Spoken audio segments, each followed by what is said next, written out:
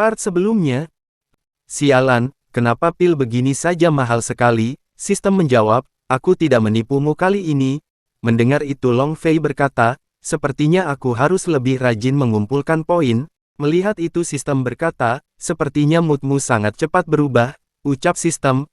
Lalu Long Fei memberikan pilnya, Xiao Xiao, ini pil penyembuh, cepatlah minum, dan Xiao Xiao menerimanya. Baiklah tuan muda. Setelah itu Xiao Xiao akan memakan pil itu, tapi tiba-tiba ada yang berteriak memanggil Long Fei untuk keluar. Mendengar itu Xiao Xiao tersedak karena dia terkejut, dan memperlihatkan Long Zanwu dan anaknya yang bernama Long Zahui. Ayah, apakah Long Fei akan keluar? Long Zanwu menjawab, kalau dia tidak keluar, aku akan langsung menghukumnya karena memberontak, aku akan membakar dirinya hidup-hidup di dalam. Lalu akhirnya Long Fei keluar. Long Zanwu, kau begitu tak sabar ingin membunuh diriku ya? Apakah mungkin kau ingin menggantikan posisiku sebagai tuan besar di sini? Long Zahui berkata, Long Fei, jangan membalikkan hitam menjadi putih, jelas-jelas kaulah yang menerobos kediaman Shenlong, dan juga membunuh pengawal keluarga Long, sangat wajar jika ayah mau menangkapmu. Mendengar itu Long Fei berkata, aku sedang bicara dengan Long Zanwu, siapa yang meminta sampah sepertimu bicara, apalagi, aku paling benci dengan wanita palsu sepertimu. Ucap Long Fei sambil menyerang Long Zahui, dan serangan Long Fei mengenai muka Long Zahui, sampai dia terjatuh. Long Zanwu yang melihat itu terkejut, petarung level 8, kenapa dia bisa berkembang begitu cepat? Apakah mungkin ada yang sedang diam-diam membantunya? Dan Long Zahui diperlakukan seperti itu, dia sangat kesal, dan mengadu kepada ayahnya, ayah, Long Fei memukulku, ayah harus membalas dendam. Lalu Long Zanwu memerintahkan pengawal di sana, untuk segera membunuh Long Fei, tapi Long Fei menghentikan pengawal itu. Long Fei bertanya, apakah kalian itu pengawal keluarga Long, atau pengawal Long Zanwu? Pengawal itu menjawab, tentu saja kami adalah pengawal keluarga Long, saat ini, Long Zanwu adalah pemimpin tertinggi di keluarga Long, kami akan mematuhinya. Long Fei, berhenti melawan dan terimalah hukumanmu. Mendengar itu Long Fei tertawa, hehe, baguslah kalau kalian mengakui posisi kalian sebagai pengawal keluarga Long, kalau begitu, bukalah mata kalian dan lihat ini, apa yang dilakukan orang itu. Lalu Long Fei mengarahkan jarinya ke atas, tapi Long Zahui masih mengoceh, Long Fei, semuanya akan sia-sia, kau pasti mati hari ini. Lalu Long Fei berteriak, pembantaian naga, dan muncul naga emas yang mengarah ke atas. Melihat itu Long Zanwu dan Long Zahui sangat terkejut. Apakah itu jurus pedang naga? Dan pengawal di sana berkata, bukankah ini jurus rahasia pendekar Long, jurus pedang naga? Hanya tuan besar keluarga Long sesungguhnya yang bisa menggunakan jurus ini adalah simbol keluarga Long. Apakah mungkin Long Fei adalah penerus yang sesungguhnya? Aku tidak berani menyerangnya. Setelah itu Long Fei berkata, jika kalian berani menyerang, maka nyawalah taruhan kalian.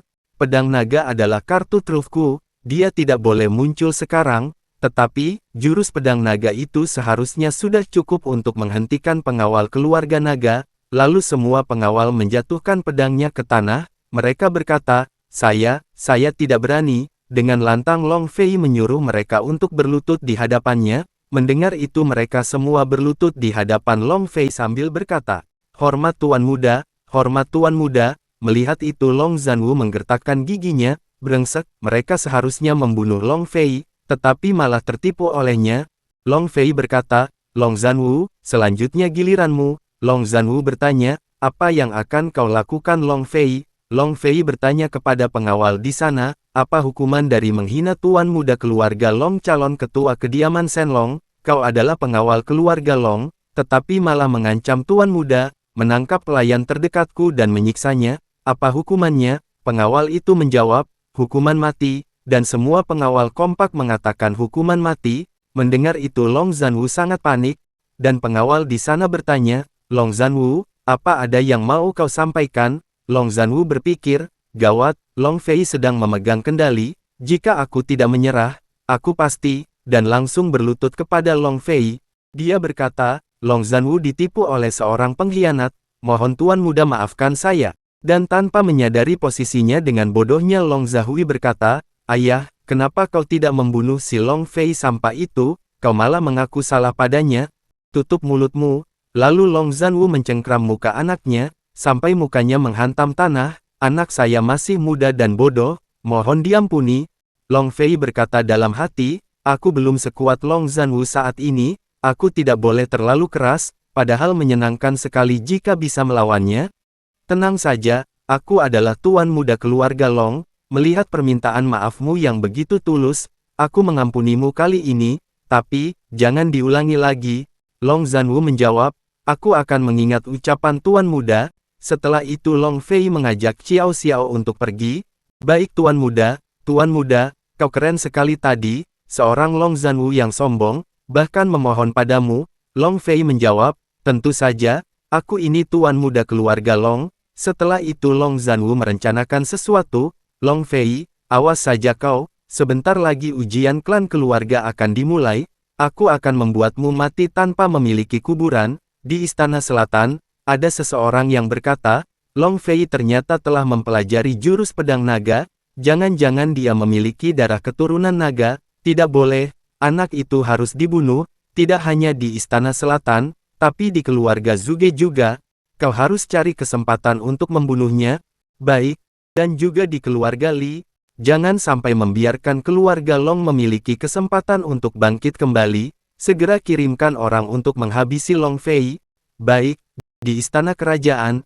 Sana, kerahkan prajurit rahasia untuk memusnahkan si Long Fei itu. Baik, lalu berpindah ke kediaman Long Fei. Pagi yang indah dan cerah, di musim gugur yang sejuk. Dia memulainya lagi. Sepertinya kali ini tuan muda akan berhasil. Ternyata Long Fei sedang membuat sebuah pil. Dan tiba-tiba tungku yang digunakan Long Fei untuk membuat pil sudah mulai retak. Melihat itu mereka berdua panik. Gawat, cepat menghindar, dan tungku yang digunakan Long Fei meledak. Tuan muda gagal lagi mempelajari alkemis. Dia sudah gagal 1001 kali, jelas-jelas tak berbakat belajar alkemis. Untuk apa menyulitkan diri sendiri, ucap sistem meremehkan. Tapi tiba-tiba, Long Fei muncul dengan baju yang terbakar. Long Fei berkata, wah kakak, akhirnya aku berhasil, aku bisa menghasilkan pil penyembuh. Melihat itu sistem terkejut, buset, dia benar-benar berhasil.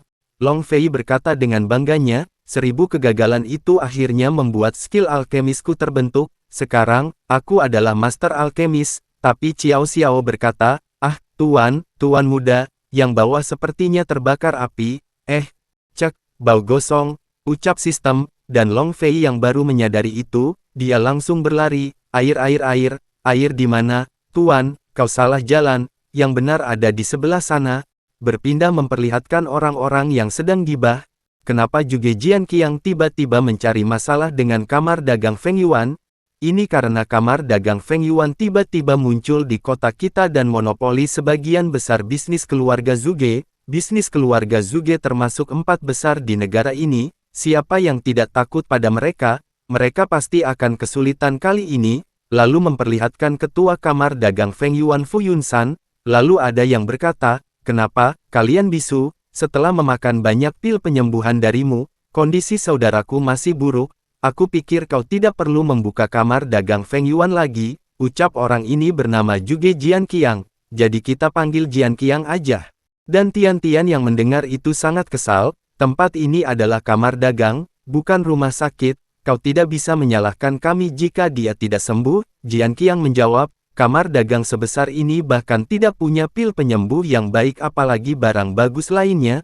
Lalu Jian Qiang bertanya kepada orang-orang di sana, bagaimana menurut kalian, benar atau tidak? Orang-orang di sana berkata, ucapan Anda benar.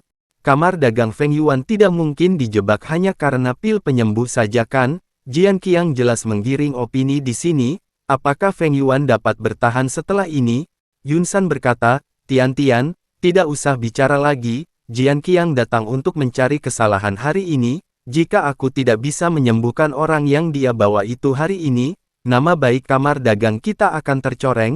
Zian berkata, Kak, sepertinya luka orang itu tidak berat. Kenapa dia tidak membaik dengan pil penyembuh kita?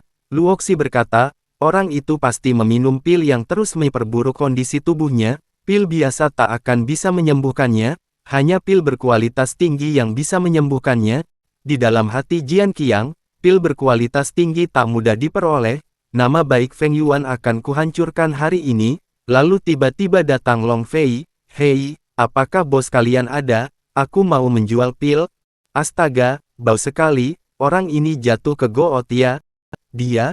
Lalu Yun San berkata, hai, Tuan, kamar dagang kami sedang ada urusan penting, kami belum bisa menyambut Anda dengan baik hari ini, bagaimana kalau Anda kembali besok? Mendengar itu Long Fei berkata dengan wajah konyolnya, apa kau yakin? Dan langsung mengambil pil yang dia buat.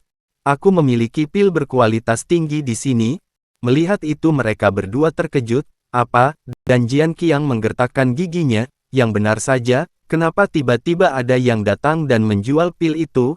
Long Fei berkata kepada mereka semua, lihatlah, pil berkualitas tinggi yang baru saja diproduksi, 3 gem 1 buah, 10 gem 3 buah, yang tidak beli akan rugi. Lalu Luoxi berkata, Tuan Long kau datang di saat yang tepat, kebetulan kami sedang butuh pil berkualitas tinggi. Benar, Jian Qiang orang jahat itu sengaja mencari-cari kesalahan kami, dia ingin merusak bisnis kakak sepupuku. Lalu Yun San berkata, Tuan Long Fei, berapapun harga pil itu, kami dari kamar dagang Feng Yuan akan membelinya hari ini. Tapi Jian Qiang berkata, hehe, kalian terlalu cepat senang, Long Fei adalah sampah masyarakat yang terkenal di kota kita, bagaimana mungkin kau bisa punya pil berkualitas tinggi? Dia sengaja datang ke kemari dagang untuk menipu kalian, ucap Jian Qiang. Mendengar itu orang-orang berkata, ucapannya benar, pil berkualitas tinggi sangatlah berharga. Long Fei adalah orang rendahan dari keluarga Long, bagaimana dia bisa mendapatkannya? Mungkin saja itu barang palsu, sepertinya kalian benar-benar putus asa. Ucapan Long Fei sampah itu saja kalian percaya, benar-benar menghancurkan nama baik kalian sendiri. Mendengar itu Yun San ragu kepada pil yang dimiliki Long Fei. Di dalam hati Jian Qiang dia sangat senang, tak peduli apakah pil itu asli atau palsu, selama ada risiko, aku tak akan membiarkan Yun San membelinya. Dan Yun San berkata, maaf Tuan Long, bolehkan kami memanggil seorang ahli pengobatan untuk memeriksa pil itu terlebih dahulu, baru membelinya? Long Fei berkata dengan percaya diri, tidak perlu, saat pil ini berhasil menyembuhkan orang, tentu saja keasliannya akan langsung terbukti, ucap Long Fei, dan video bersambung. Terima kasih yang sudah menonton video ini sampai habis, dan jangan lupa untuk like video ini. Sampai jumpa di video selanjutnya, bye-bye.